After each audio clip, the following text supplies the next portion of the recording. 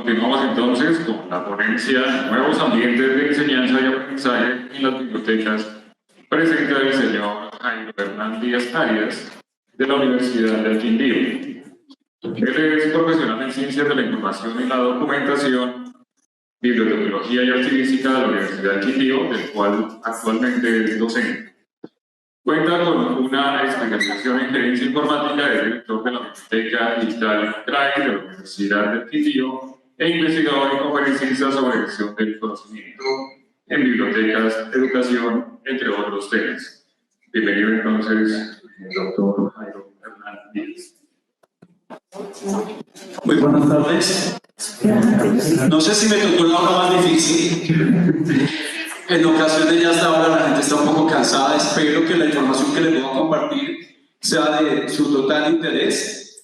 Este tema de los nuevos ambientes de enseñanza-aprendizaje en las bibliotecas, creo que es un tema que pega muy bien con lo que acaba de suceder, con lo que acaba de mencionar nuestro antecesor. Y es una parte de lo que les voy a comentar ahora, y yo insisto, espero que esto sea de mucha utilidad para ustedes. Cuando uno empieza a hablar de los entornos de la enseñanza, del aprendizaje de la biblioteca, yo estuve revisando una bibliografía, no sé si era uno, 4, o si estaba en inglés o en español, creo que estaba en español o en portugués, algo así, pero hablaba de que los entornos nuestros siempre están dirigidos hacia, en el caso de las universidades, lo que hace la universidad. ¿Qué hace la universidad? Es lo que nos dice a nosotros si su modelo de enseñanza-aprendizaje, cómo afecta a la biblioteca. Ahora en el escenario conversaba con alguien que ya ha ido perdiendo la fe, y yo creo que muchos les ha pasado y se cuestionan sobre el concepto de biblioteca 1, y yo soy uno de los que creo que a nosotros nos debemos de soltar de la biblioteca en ocasiones y del libro también. Cuando la señora Cela Morales dijo que el objeto de estudio de la bibliotecología no es la biblioteca, así como el objeto de estudio de la medicina no es el hospital, yo me empecé a preguntar, ¿por qué cada vez que nosotros hacemos algo, y lo acaba de decir él, esa mentalidad que tenemos, y los invitaría a ustedes a buscar en Google bibliotecarios, y nos aparecen siempre estanterías y libros? Eso nos va a aparecer. Nos cuesta cambiar ese chip. Y he estado en otros lugares compartiendo la información, y sucede lo mismo. Pero uno se pregunta, ¿y es que la educación ha cambiado? Estamos usando la tecnología, pero seguimos manejando el mismo sistema de siempre. Y ese mismo sistema de siempre es, a pesar de la tecnología, es alguien que sabe y otros que van a aprender. Y eso ya está pasando de moda. Hay gente en la universidad de Harvard, de Stanford, que ha mencionado que la universidad hacia 2030, ya este modelo que conocemos ya no va a existir. Entonces, eso también son elementos que quiero compartirles a ustedes, porque es el escenario nuestro donde tenemos que trabajar. Y quise traer unas presentaciones, solo la portada de algunas presentaciones, para que se den cuenta que este tema lo he venido trabajando desde antes.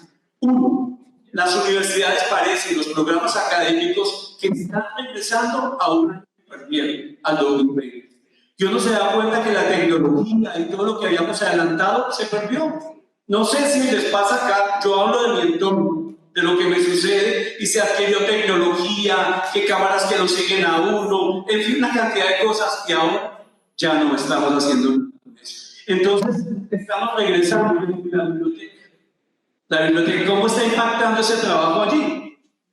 A mí me gustó mucho la charla esta mañana sobre la innovación, y me llevó al otro elemento. Esta es otra charla que di en otro país también, y hablaba de las habilidades del bibliotecólogo del 2023. Pero también este otro evento, y que me encantó porque pegó muy bien con este, es el impacto del entorno. ¿Define el futuro de la biblioteca académica o la biblioteca académica impacta el entorno y el futuro? Yo que les voy a venir a hablar a ustedes de los coworking o de los learning space o etcétera. No, quería llamarles a ustedes la atención. Nosotros somos dinamizadores de nuestros entornos. En ocasiones hay bibliotecas, perdón, hay universidades que saben para dónde van. Hay universidades que tienen rectores que están enfocados hacia el futuro y lo empiezan a trabajar desde el presente. Pero increíblemente, lo he visto en otros países, ciertas capitales están muy bien, pero en los otros lados un caricero impresionante.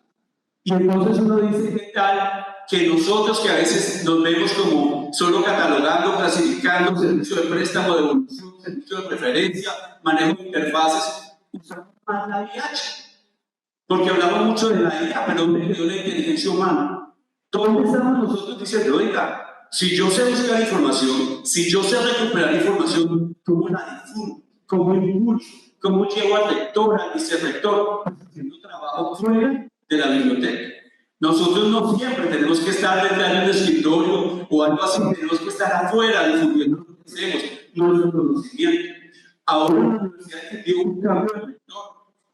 Y si vieran lo interesante que ha sido la biblioteca para él, su discurso, parte de él, se basó en lo que decía Jairo, por favor busquen esta información. Pero además de eso, enfocado en lo que él planeó, yo ya le estaba enviando información sobre el futuro del trabajo. Se publicó el documento en abril 30 y el 1 de mayo él ya lo tenía, ya me estaba diciendo muchas gracias. Me estaba haciendo visible. Y eso también lo mencionaban ahora, porque nos tenemos ese concepto, me pareció súper chistoso, de batalla. Cosas así, tienen un funcionario nuestro estático. Eso es lo que siento yo, insisto, en lo que puedo ver. Y este entorno lo dinamizamos nosotros también. Somos nosotros los que tenemos que salir a ese ambiente de enseñanza-aprendizaje, mostrarle lo que nosotros sabemos, convertirnos en unos partners de nuestros proveedores. Pero si a uno le preguntan por un sistema como el que mostró Sey esta mañana, o los que tienen, por ejemplo, nuestro patrocinador con inteligencia y con las PN y todo esto, y uno no sabe qué hacen, cómo se vincula, solamente esta vaya, muéstrelo, funciona así. Tenemos que vincularnos también con ese trabajo. Y este último, ¿por qué? Porque captaba lo que estaba sucediendo en la universidad. Y les voy a contar un detallito que a uno le parece increíble. Esto me la marca personal. Empecé en las capacitaciones desde hace muchos años. Yo no empiezo a hablar de la base de datos, ni que tenemos un sitio web, nada de eso. No, yo empiezo a animar al usuario, a decirle por qué él debería utilizar los recursos de información confiable. Yo no hablo de la biblioteca, yo hablo de contenidos. Yo no hablo del libro, yo hablo de la información. Y cuando hablo de la información, le empiezo a mostrar que a veces está equivocado, lo he hecho con doctorado, lo he hecho con maestría. Y a veces les digo a ellos, ¿usted sabe qué es la información? Y sí, claro, les hago medio taller ahí pequeñito, y cuando terminan quedan, oh, vaya. Pensé que sabía qué era la información. Y por eso les sirve Google, por eso les sirve Wikipedia, por eso les sirve ChatGPT, porque no se han identificado la fuente de información y la validez de la información y diferenciarla del conocimiento. Todo eso hace parte de esta marca personal. Y miren a dónde voy, y eso lo hace la biblioteca. En una de esas charlas, cuando terminé de esa motivación, yo le digo a él, usted busca una nota, usted busca graduarse, usted busca un cartón. Todos nos graduamos, los buenos, los regulares y los malos. Alguien que me diga que eso es mentira, copiando lo que sea, porque es el que hay. Y yo a veces digo, perdimos la esencia de la educación, perdimos la esencia de lo que debería ser el aprendizaje. Un estudiante que copie, un docente que copie, no tiene sentido en la institución. O sea, por obtener un cartón, yo también soy docente e inicio mi clase con un 5 para todos. A ver si les quito como el estrés de la nota. Y le cuento que me ha ido mucho mejor. O sea, son pensionados. Uy, ya tiene un 5, empezó con 5, cuídese siempre. Esa es una forma de cambiar un poco. Y lo otro es mostrar que nosotros estamos mucho más allá que del libro, que de la catalogación, que ese 140, 540.22, que del 16, que del estante, que el tamaño, no. Pues a veces dicen que el tamaño importa, pero bueno. Entonces, sigo yo en este escenario y les voy a mostrar lo más chévere para mí. Yo vivo, yo no trabajo, a mí me pagan por lo que me gusta y siempre ha sido así. Y saben, me dejan soñar y me dejan equivocarme. Y yo agradezco que me inviten a este tipo de eventos porque yo también tengo una forma de pensar a veces un poco diferente a nuestro núcleo en general. Hace poco me salí de un WhatsApp donde estaban casi todas las bibliotecas porque pertenecemos a un consorcio. Pero yo me puse a analizar que parecíamos como abejas, ya de la misma colmena ahí girando, sintiendo que nosotros somos los que hacemos, pero no despegamos, no estamos haciendo algo afuera. Y yo a veces me pregunto, qué chévere que nuestros diálogos no fueran a otros bibliotecólogos, sino a los docentes de las instituciones, a los estudiantes de una forma diferente. No solamente diciéndole, busque esta forma, maneje una interfaz. Este evento que sucedió en Barcelona el año pasado tuvo 124 conferencias, duró 3 días. Fue el señor rector de la universidad de ese entonces, él ya terminó su periodo, y el vicerrector académico también, que ya terminó el periodo. Cuando empezó el evento, yo les escribí, yo no sabía que estaban por allá, y les dije, oiga, ¿yo cómo puedo participar? Me mandaron el enlace de forma virtual, empecé a participar en él, terminó el evento. Yo duré 5 meses estudiando cada conferencia sobre el futuro de la universidad en el mundo. O sea, yo me puse a mirar cuál era ese futuro, porque es nuestro entorno. Y si uno no sabe para dónde va la universidad, si uno no sabe para dónde van los modelos de enseñanza-aprendizaje, ¿cómo vamos a hacer nosotros? Haga de cuenta la biblioteca, si es que la quieren imaginar así, es como un árbol. Y todo el otro escenario es la universidad. Y si el usuario, que sería el insumo de esa biblioteca, no hace uso, nosotros podemos hacer lo que quieran, FOMI, el Icoporo, con UCD, pero la gente no va si no hay una automotivación. Por eso esa marca personal que les dije antes la manejé mucho y me ha ido muy bien con esa intención. Esas conferencias son 124, en ninguna de ellas hablan de la biblioteca. Y es a nivel internacional y de diferentes países. Mire, no se la voy a nombrar, ahí están los títulos, solo traje 30 de ellas, de los títulos que habían ahí. Y uno dice, ¿y qué pasa con eso? ¿Dónde hablan de la biblioteca?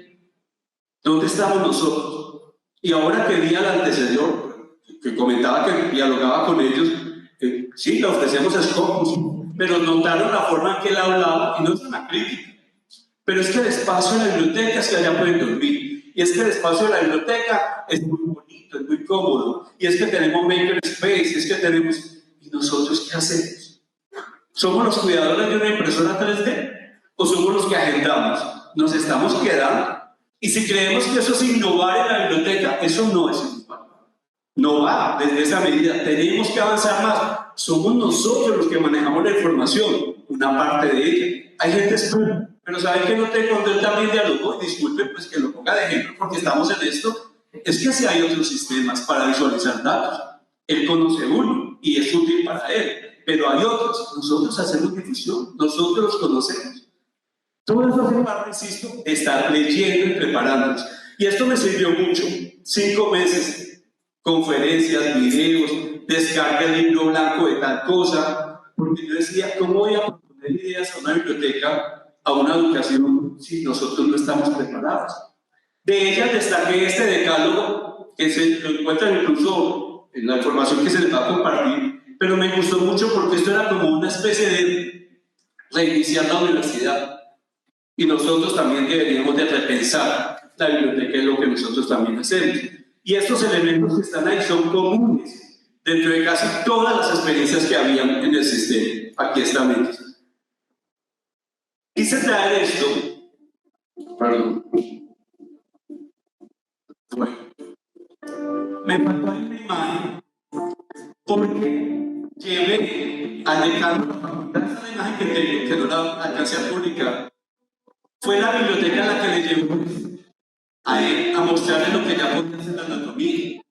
Y fue la biblioteca la que le dijo qué sistema debería elegir para que tuviesen sus estudiantes un sistema diferente y empezáramos a, quizá un grito muy pequeño, a vincularnos en un proceso de virtualidad. Y eso hicimos nosotros, en eso estamos trabajando, invitando. Y luego llega ChatGPT y llega esta información y nos preguntaban, oiga, ¿qué hacemos ahora? Incluso un médico decía que un estudiante le había dicho, pues si antes no íbamos a la biblioteca, ahora con esto menos. Qué falta de entenderlo lo que nosotros hacemos. Pero además de eso que nosotros lo hacemos es lo que ofrece la universidad, la biblioteca. Nosotros no ofrecemos libros, nosotros no ofrecemos revistas, nosotros no ofrecemos bases de datos. Es información de calidad, de fuentes confiables. Eso suena como algo para nosotros tan natural, pero para el usuario no lo es. Y somos nosotros los que tenemos que vender eso. Nosotros somos vendedores de cierta forma diciéndole, oiga, es la calidad de la información y ChatGPT, si uno lo mira así, te está copiando otros recursos. Pero además de eso, no sé si se dieron cuenta que ya Microsoft liberó esta misma semana su propio sistema con ChatGPT 4, ya está liberado, ya no hay que suscribirse ni nada. Y le pregunté sobre este mismo sistema, sobre la capacitación de hoy, sobre esa noche, y solo me dio una respuesta como más certera, con una fuente de información que hay, en este caso la cita, ya está libre, ya lo pueden buscar ustedes en Microsoft, pero me decía eso, que los nuevos entornos de la biblioteca son lo que nosotros ya hemos venido trabajando, los learning space, los centros de recursos para el aprendizaje y la investigación, etc. Pero liberarnos nosotros de ese concepto, lo quise traer acá. Antes que empezamos nosotros a enseñar en las bibliotecas, que el uso del catálogo, eso era lo que hacíamos nosotros, que autor, título y materia. Luego pasamos nosotros a mostrarle a la gente cómo estaban los libros ubicados, que la catalogación, que del 00 al 900. Pero nosotros poco hemos inventado, nos hemos vinculado con el metaverso, con los elementos donde está ese nuevo escenario de la universidad, porque ya está funcionando. Hace muy pocos días en Caracol pasaron un reportaje, no sé si lo vieron, sobre el metaverso en una universidad aquí en Bogotá, lo que ya estaban haciendo. ¿Dónde estamos nosotros ahí? ¿Dónde están nuestros contenidos? Pero además de eso les voy a comentar algo para que no se dejen, y lo digo, quizá ustedes ya lo tienen claro, ¿qué diferencia hay en que yo sea un muñequito en el metaverso a que me vean en una cámara? O sea, solo por decir que yo camino así y que me puedo cambiar el color del cabello, etcétera, ¿qué cambia eso del proceso de formación? No sé si ya hay estudios, se los comparto a ustedes, pero yo pensaba, oiga, no es lo mismo que hagamos eso a través de videoconferencia. Porque si yo todavía no puedo interactuar, aunque ya hay otro tipo de sistemas en ese nivel, en que yo puedo compartir cosas virtuales con las otras personas, ampliarlas, trabajarlas, pero del resto todavía, en lo que se conoce hasta ahora, no podemos hacer ese tipo de trabajo. Entonces, la tecnología, solo por decir que estamos en el metaverso o algo así, pues no tiene sentido. Pero nosotros deberíamos ir pensando qué pasa con nuestros espacios como tal. Y ahí es donde a veces decimos, y yo cómo marco la diferencia. ¿Sabe cómo la marca? Cuando usted lee, cuando usted investiga, cuando usted mira hacia dónde va ese entorno de la educación, para que le proponga su propia institución. Y si la institución ya tiene una visualización de ese futuro inmediato, nosotros conocerlos también para saber por dónde nos vamos a ir. La biblioteca de la Universidad de Quindío va a completar 5 años sin comprar libros impresos. 5 años sin comprar libros impresos. Decidimos tener una biblioteca digital y cumplió 8 años. Y alguien me preguntaba ahora, ¿y cómo hicieron? O sea, ¿cuál fue el impacto? Y yo, pues el impacto tuvo que ser muy bueno, porque durante la pandemia no pasó nada. Todo el mundo ya había manejado su biblioteca digital. Pero luego hizo una reflexión. Y era esta, y yo no sé si ustedes se la hicieron. Bibliotecas duraron 1 o 2 años cerradas, ¿cierto? Más o menos. ¿Cuándo escucharon ustedes? No va a haber clase de tal cosa porque la biblioteca está cerrada. ¿Lo escuchan? No, ¿cierto que no? Yo no conozco. Si alguien tiene esa, que me la comparta. No sé si en Brasil habrá sucedido, pero yo no escuché eso. Yo nunca escuché que la biblioteca no está abierta. Y bibliotecas, 2 años. La nuestra era digital desde hace 8 años. Y fue un ejemplo. Sirvió. Y aún así, nuestro uso, porque yo no tengo por qué venir acá a decir cosas que no son, tampoco llegó al 80 y al 90%. Y uno que esperaría, no hay bibliotecas abiertas.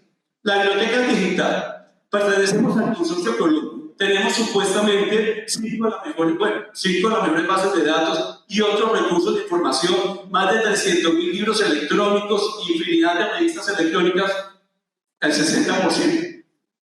O sea, ¿no lo pone uno a pensar eso? Claro. Todo ya, pandemia. Tenemos un nicho cerrado de usuarios porque se supone que el docente es el que dinamiza la biblioteca. Nosotros ni lo hacemos.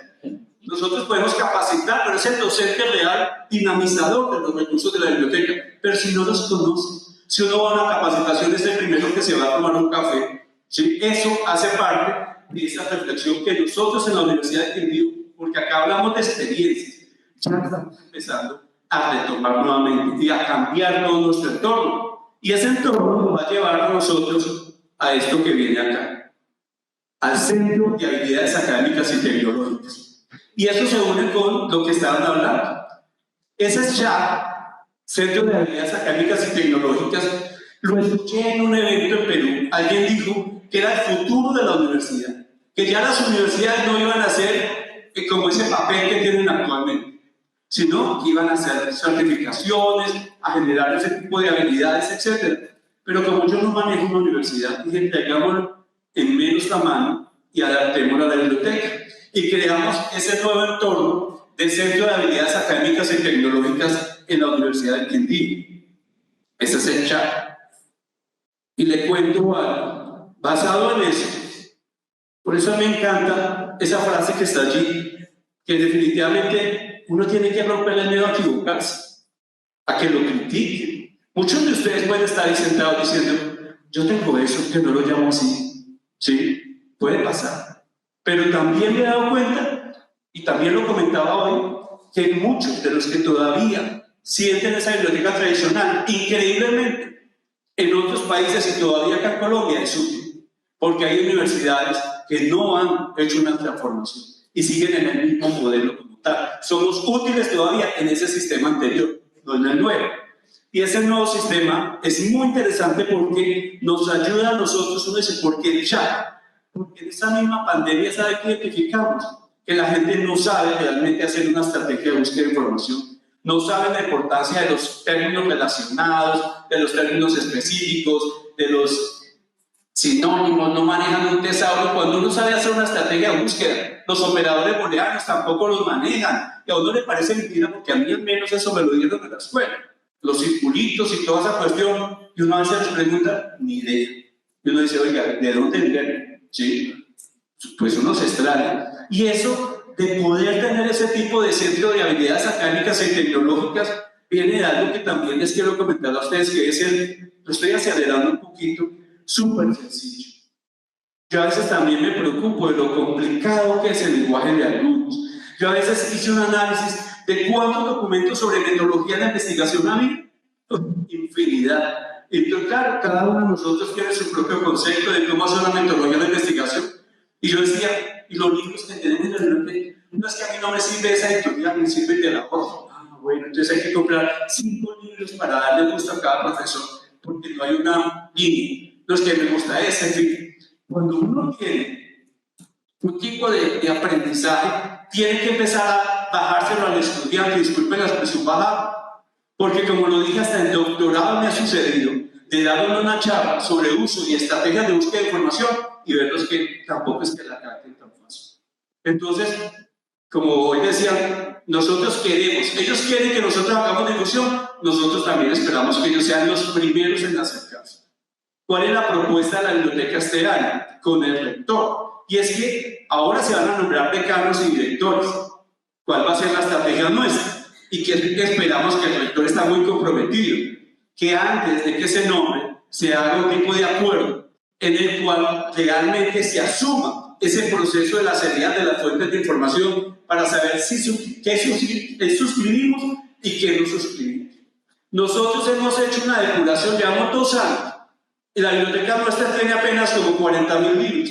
De esos 40.000 libros impresos, más o menos 19.000 no se usan hace muchísimos años. De esos 19.000 los que quedaban, se prestan 1, 2, 3 veces, casi 12.000. Y los que más se prestan, más de 3 veces, son 6.000 libros. Entonces también eso me llevó a otra reflexión. ¿Qué tipo de depósito queremos tener nosotros? O una biblioteca que se use, o un depósito de libros, porque también es otra reflexión que se hace. Nos asusta ver los libros en los contenedores de las basuras, como ha pasado en otros países. Nos asusta ver las enciclopedias que ya ahora se las regalan a uno por montones. Alguna universidad mandó una tractomula de todo lo que supuestamente no necesitaba. Y otra biblioteca dijo, qué maravilla, me dio una donación fantástica, 3 enciclopedias de las mismas. No sé quién se las había dado a ellos. Ya no. Nuestros espacios se tienen que optimizar, y esos espacios de enseñanza, aprendizaje, que esto es lo que quiero vincular a ustedes, va con esto, para nosotros empezar a detallar al usuario. Uno a veces cree que es que el docente está manejando muy bien los recursos, y no pasa siempre así. necesita que nosotros estemos comprometidos con este proceso. Y como lo dije, en un lenguaje claro. En una capacitación, me quedé corto con esto antes, de la biblioteca y el ANI, cuando yo terminé y salí, normalmente pues ya terminé mi evento, se me acercó un estudiante y me dijo lo siguiente, y esto se los comparto para que ustedes se den cuenta del valor que tiene lo que uno dice. Y uno a veces dice, una capacitación, una biblioteca. Cuando yo empecé a animarlos, a decirles que valía la pena, que se esforzaran, que si sacaban un 1 no había problema, que le dijeran, profe, si yo saqué un 1, explique. Profe, yo no vine a sacar nota, yo vine a aprender. Eso empezó a cambiar el chip. Y yo le dije, usted no es malo. Es que hay gente que dice que yo soy muy mal estudiante, ¿no? Y eso es lo que la inteligencia artificial ya hace y nosotros no estamos aprovechando. Ya hace y las universidades algunas no están aprovechando, porque todo sigue siendo global. Pero resulta que yo no soy tan bueno. Y no soy tan bueno como Aurora. Y entonces Aurora es más pilosa, lee más, tiene más tiempo, yo no. Y entonces el docente me mide igual. ¿Se acuerdan de esa gráfica que todo el mundo ha visto? De subas en el árbol, que hay peces y cosas así por el estilo. ¿Sí se acuerdan de ella? Es una figura muy reconocida. La inteligencia artificial le va diciendo a uno, oiga, Jairo no estaba avanzando como es. Miremos qué podemos hacer. Es que Jairo no es bueno para leer, pero es bueno para los videos. Ahí empezamos nosotros a socializar. ¿Por qué les comparto esto? Porque yo en la biblioteca ya estoy programando, ya está planeado un evento que no va a ser una feria de libros. Vamos a hacer una feria tecnológica de cómo la tecnología, desde el manejado desde el CRAE, cómo la tecnología, todas las plataformas, los sistemas que utilizan inteligencia artificial van a apoyar los servicios de enseñanza, aprendizaje e investigación en la Universidad de Argentina. Yo preguntaba que si alguien había hecho eso, ahora las editoriales, creo que no hay por acá ningún perfil en ese sentido. No va a ser una feria de libros, no va a ser de libro electrónico, sino de las bondades que van a, o que tienen ya las tecnologías para nosotros poder proyectar ese cambio. Y eso es, cuando termino ese evento, perdón, sale este personaje y me dice, yo me iba a suicidar. A mí dice eso. Y uno dice, ¿qué? Y mi charla le hizo cambiar, y yo sí. Usted me hizo darme cuenta que yo no era el malo. Lo que yo necesito es otro tipo de enseñanza. Así como ahora lo dijo él, uno a veces no tiene las competencias ni las habilidades para poder trabajar con determinado estudiante. Eso es lo que nosotros necesitamos. Y eso es lo que las bibliotecas también dimensionan cuando son capaces nosotros de entrenarnos y leer un poco más. Miren los temas que uno puede llegar, en los anteriores acá hay otros, todo lo que tiene que ver con la salud mental, de ahí me nació la idea. Y uno dice, oiga, pero claro, también nosotros podríamos... Y otro elemento de esta chat, ¿sabe qué es? Que no tengo que ser yo. Porque de hecho, la gente inteligente no siempre es tan inteligente. El líder no es el que más brilla, el líder sabe que se acompaña. Un buen líder busca los mejores que él. No gente que le esté moviendo la cabeza para decirle que usted es muy bueno, no. Gente que le diga, no, ese no es el camino, de esta forma no va a avanzar. Eso sí es un líder. Y qué chévere que alguien empiece con la salud mental. Yo no me imaginé que en la biblioteca sucedieran ese tipo de cosas. Y miren, esas temáticas, no sé si las alcanzan a ver, pero es veracidad, la fuente de la información, la comunicación, la expresión corporal, la expresión escrita, porque lo vi en pandemia. No sabían cómo hacer una presentación, cómo hablar, cómo hacer una simple cartelera. Y como tenemos diferentes lugares, tenemos nosotros gente de Buenaventura, gente de Cali, Manizales, Pereira, y todos ellos dijeron, oiga, qué chévere que la biblioteca tomara también ese papel y empezara a hacer un trabajo diferente, apoyar. Porque el interés nuestro es que todos ganen, no uno solo. Ahí están las temáticas, igual las diapositivas quedan para que ustedes las puedan trabajar.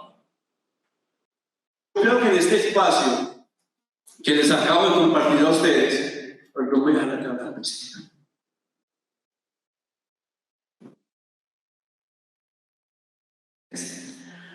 Yo espero que este centro de habilidades académicas y tecnológicas, si ustedes no lo han creado, los inspire a hacerlo, pero además a que los invite a una transformación.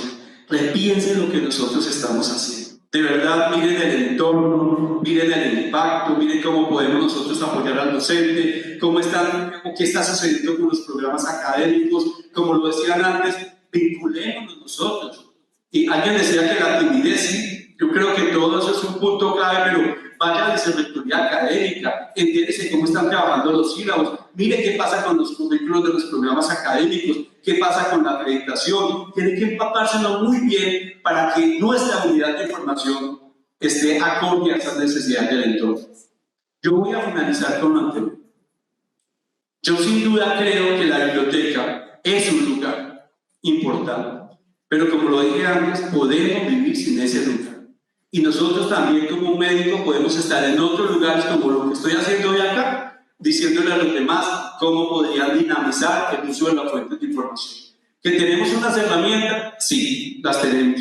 Pero qué chévere que nosotros nos empapemos más y con nuestro conocimiento, nuestro ánimo y con nuestras ganas podamos hacer movilizar y reflexionar otras ideas. Futuro en la bibliotecología, futuro en la ciencia de la información. Yo creo que nos tenemos que repensar y los programas académicos también van a tener que repensar lo que están haciendo ahora. Uno no puede seguir creyendo que con lo que se ha venido enseñando para una época que todo era análogo nos va a servir. Tenemos que empezar a utilizar la tecnología. Y alguien me decía ahora, tu uso, ChatGPT, claro, yo creo que todos la podemos usar, pero qué chévere que educáramos a las personas a entender que ChatGPT lo que hace es sacar información de otra fuente y que ese tipo de fuentes de información también puede ser información arbitrada o no arbitrada y que todo eso es un proceso en los cuales debemos trabajar con ellos, como la comótica. Es decir, ahí está el sistema que trabaja conmigo, no dejarlo trabajar de forma independiente. Algún día avanzará más, quizás los escenarios también van a terminar, quizás como el Futurama, que solamente queda la cabeza por ahí y lo demás funcionando. Yo ya le creo a todo porque después de que vi los supersónicos, pantalla plana hace, ¿cuántos años? 63, 64, uy, qué viejo, yo nací en esa época. Imagínense, yo era, sí, 64 nací, el 25 de mayo, en un mayo me cantaré Happy Birthday todavía. ¿A dónde voy con esto? Si eso sucedió, ¿dónde está nuestra imaginación para la nueva biblioteca? Pero más para la nueva biblioteca, para nuestro accionar, ¿cómo vamos a funcionar? Yo creo que sí tenemos que repensar. Yo les deseo lo mejor de lo mejor, espero que esta presentación les deje alguna semillita a ustedes para que empiecen a construir su propio centro de habilidades académicas y tecnológicas y entiendan que nosotros o nos impacta el entorno y lo sabemos manejar o impactamos el entorno cuando se requiere. Muchísimas gracias.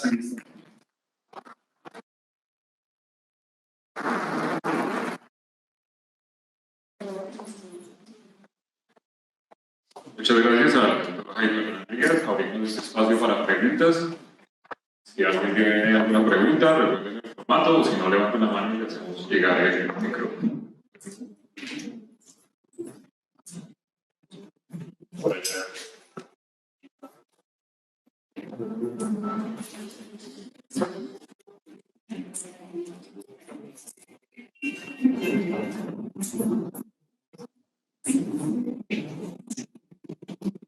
Buenas tardes. Felicitarte primero que todo por esta ponencia y quería preguntarte, bueno, me dejó un poquito inquieta el tema del libro como tal en físico, ¿no? Tú decías que ya no quieren allá colección bibliográfica, pero nosotros como bibliotecarios o bibliotecólogos siempre estamos como en las capacitaciones diciendo, chicos, consulten los libros, miren, están las estanterías. Entonces, en el registro calificado también nos exigen el tema de los libros en físico. Entonces, quería preguntarte dónde queda esto como versus libro físico, libro digital, o la importancia, cómo lo ves en el presente y futuro. Gracias. Súper la pregunta y te voy a decir por qué. Yo tengo un blog que creo que solo lo lee mi esposa, mi hijo y yo. ¿Sí?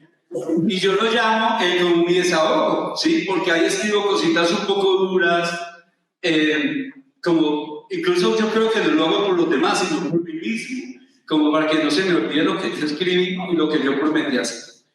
Mire, el libro impreso, y por eso me encanta su pregunta y se lo agradezco de todo corazón, porque el libro impreso en determinadas áreas del conocimiento, pero en la y yo lo tengo escrito en ese blog que tengo, por si a alguien le interesa tensionarse, es biblioteca.club, ¿sí? Yo creo que el libro impreso tiene vía la literatura aún, pero creo que en otras áreas del conocimiento no tiene sentido, como en la ciencia de la salud, por ejemplo. Tampoco lo veo en el sentido yo, en la parte en el área de sistemas.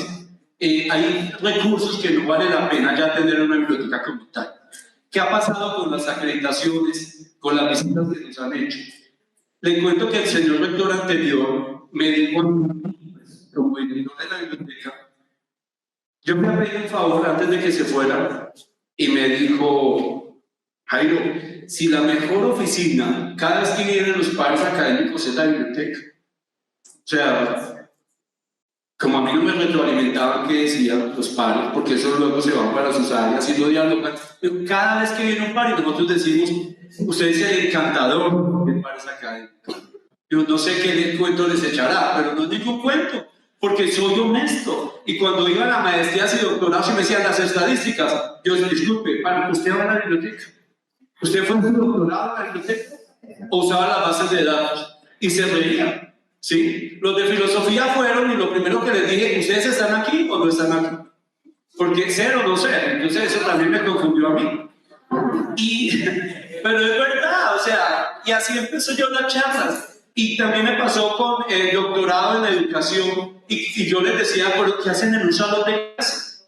Un doctorado de educación en un salón de clase todavía, cuando esto debería ser otro tipo de enseñanza, aprendizaje. Yo creo que tenemos argumentos para poderlo gestionar. Y la parte impresa, insisto, entendiendo y tener los argumentos para decirle que este ya no se usa como tal en ciertas áreas del conocimiento, insisto. Ahora, yo tengo algo sobre el fin del libro impreso, pero bien manejadito para que no me vayan a sacrificar, ¿sí? En Brasil tampoco, pero yo tengo, de verdad, yo quiero que nosotros podamos seguir entendiendo que hablamos de contenidos y de información. Si un verdadero investigador requiere información, lo va a buscar impreso, en una piedra, digital, donde es en un árbol. Porque también hay gente que dice, es que yo no leo impreso. ¿Me les ha pasado? ¿Sí? Hay gente que le dice, a mí no me gusta lo digital, me da sueño. Yo, pero usted no está investigando. Créame que si está investigando, lo va a buscar.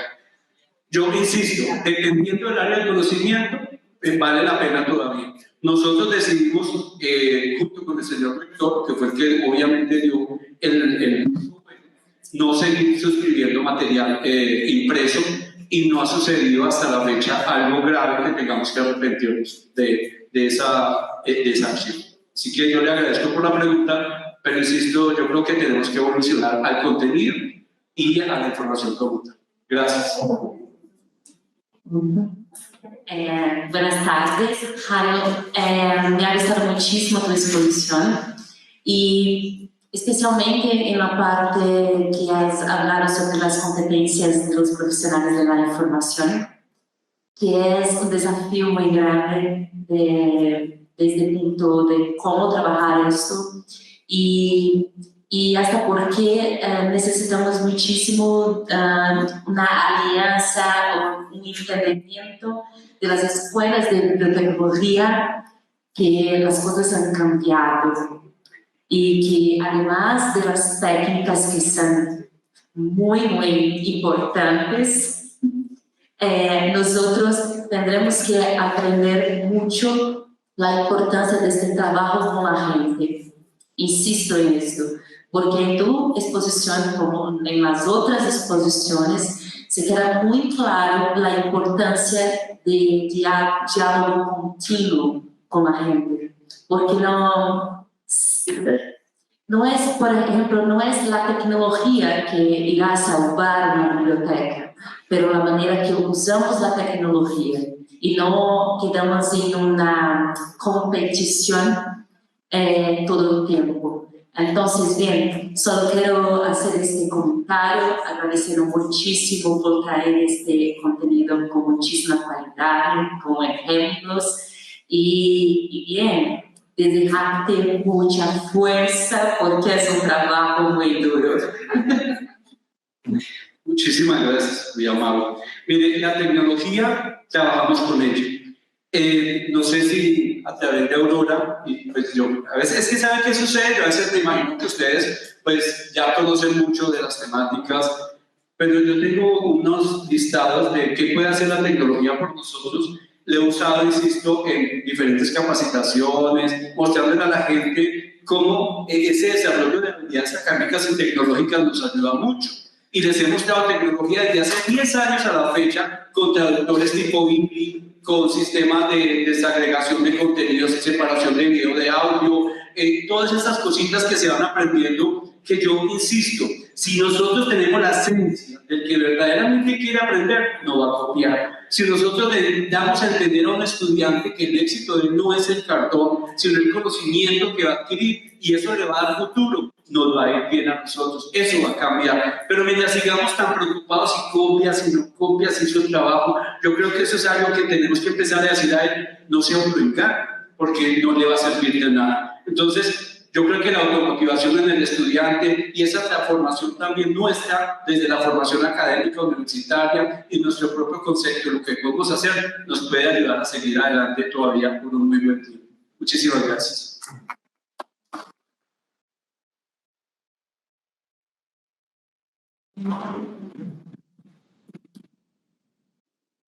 ¿Alguien levantó la mano? Una última pregunta, por favor. Que sea fácil.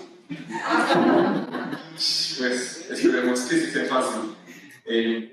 ¿Cómo crees tú que las bibliotecas pueden acercarse a los estudiantes, o sea, no tanto a los profesores, sino a los estudiantes directamente, por medio de estas tecnologías, de las nuevas tecnologías?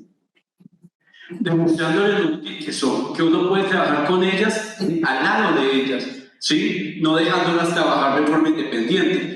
Y ¿saben qué es lo más chévere? Cuando, por eso, si yo le voy a compartir a Aurora, por si se lo quieren, pues lo digo porque tengo el contacto contigo, de mandarles lo que yo tengo, que son una cantidad de herramientas que les pueden llegar a servir. Y en la forma que nosotros vayamos adaptándonos, también vamos a hacerlo. Miren, TikTok, hay gente que no le gusta TikTok, yo he aprendido muchas cosas de TikTok. En Facebook también, en YouTube también, pero le he mostrado a las personas y les he dicho, por ejemplo, con los eventos de las revistas y todo esto, cuando uno sabe que un artículo en una revista no siempre sale actualizado. Cuando uno le dice, oye, ¿cómo así que yo encontré la base de datos un artículo de noviembre de 2023? ¿Por qué no está pasado? Y la gente es, ¿sí? Oiga, resulta que como pasa por un proceso de verificación, de arbitraje, el documento que yo mandé, digamos en el 2019, lo publicaron en el 2020. Y solo un autor que yo conozco de México fue capaz de pedir que le anularan el artículo que le habían publicado porque la pandemia se lo volvió obsoleto.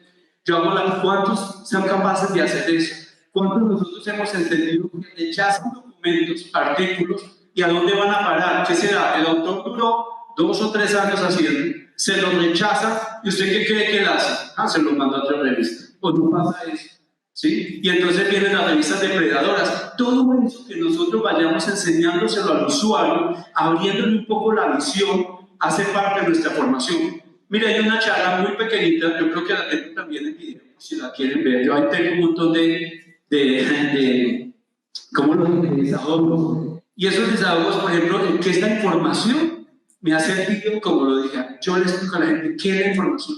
Y, ay, pero yo es que yo pensé, yo no veo esta información. Si usted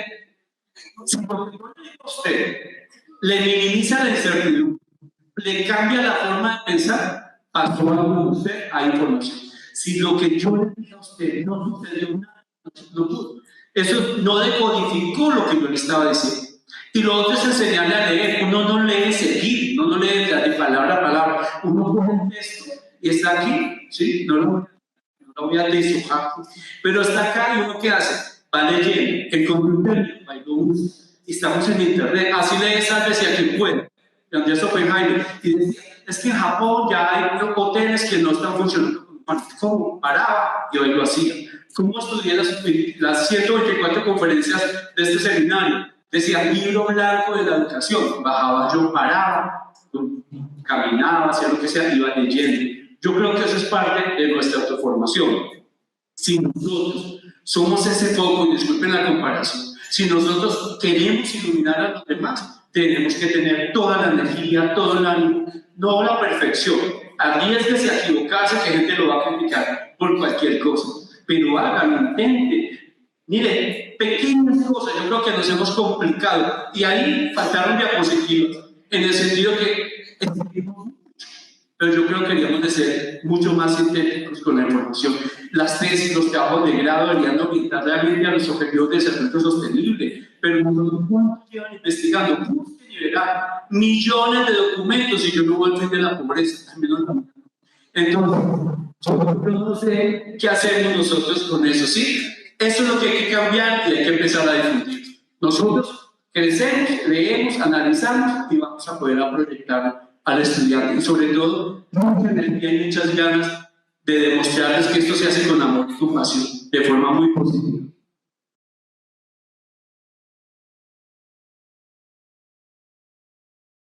Muchas gracias a nuestro querido colega y amigo doctor Jairo Hernán Díaz Arias por esta interesante charla. Tenemos mucho que pensar y repensar en este ámbito de las bibliotecas y tenemos muchos granitos aquí para empezar a procesar. La Mesa de Bibliotecas UDL hace entrega de este certificado de la asistencia del Congreso, segundo Congreso de la Mesa de Bibliotecas UDL, agradece la participación en las enseñanzas y le hace un obsequio de recordatorio de este evento. Muchas gracias. Antes de esto, vamos a hacer una pequeña rifa. Vamos a hacer 2 preguntas. Ahora invitamos a Aurora y a quienes hagan las preguntas sobre las ponencias que se hicieron el día de hoy. Pues obviamente son obsequios de parte de los proveedores de servicios y recursos de información que se encuentran también en la muestra de Salud. Recuerden que también son los refrigerios, son de parte de Infonil, Didáctica, el libro y el grupo de difusión científica. Bueno, muchas gracias para ya invitarnos a los refrigerios con los cuales finalizamos este primer día de nuestro congreso, que esperamos que haya sido muy placentero para ustedes y que les haya dejado muchas enseñanzas. Me voy a remitir a un libro de un maestro, Wilmer Díaz, de la Universidad Militar Nueva Granada, que es un escritor bastante polémico, pero muy interesante, y él escribió un librito que se llama Cuentos sin aparente conexión. Yo les pregunto a ustedes, y el primero que levante la mano, mis colegas, por favor, me ayudan, que encontraron alguna conexión entre las conferencias que se presentaron hoy y qué conexión creen que encontraron en todas, integrándolas. El que tenga la respuesta rápida, por favor, levante la mano. ¿Estaban conectadas todas o había muchas diferencias? ¿O llegamos a algún punto o no? ¿O seguimos hilando para mañana? ¿Alguien tiene una respuesta? Por favor. Repensar el trabajo dirigido especialmente en y en la forma en cómo acceda a la información. Perdóname porque no te escuchamos.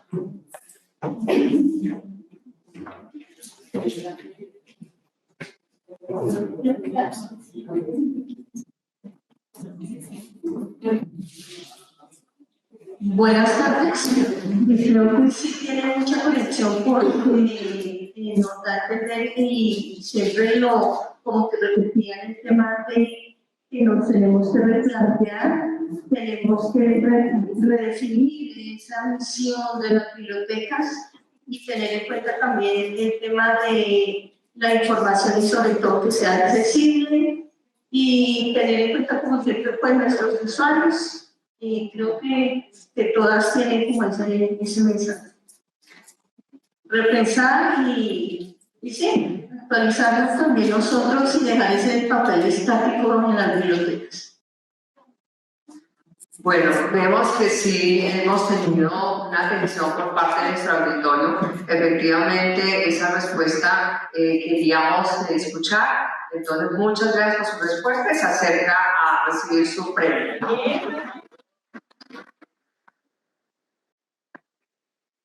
Vamos con la segunda pregunta, pero esa segunda pregunta es el primero que llegue acá, que esté aquí a cada uno. 1, 2 y 3. nombre de la primera ponente que presentó hoy, iniciando en la inauguración. El que venga primero acá. Te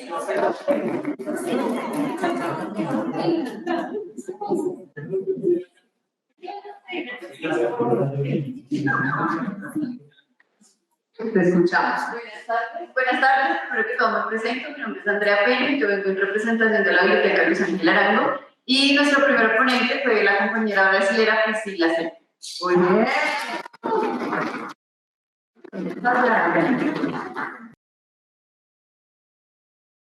Bueno, muchas gracias para todos por su amable asistencia a este segundo congreso de la Mesa de Bibliotecas SUE. Los esperamos mañana con las siguientes conferencias que ustedes ya tienen en la agenda y que están para ser muy enriquecedoras y nos van a dejar también muchas enseñanzas y aprendizaje. Muchas gracias y más tarde los invitamos a los refugieros.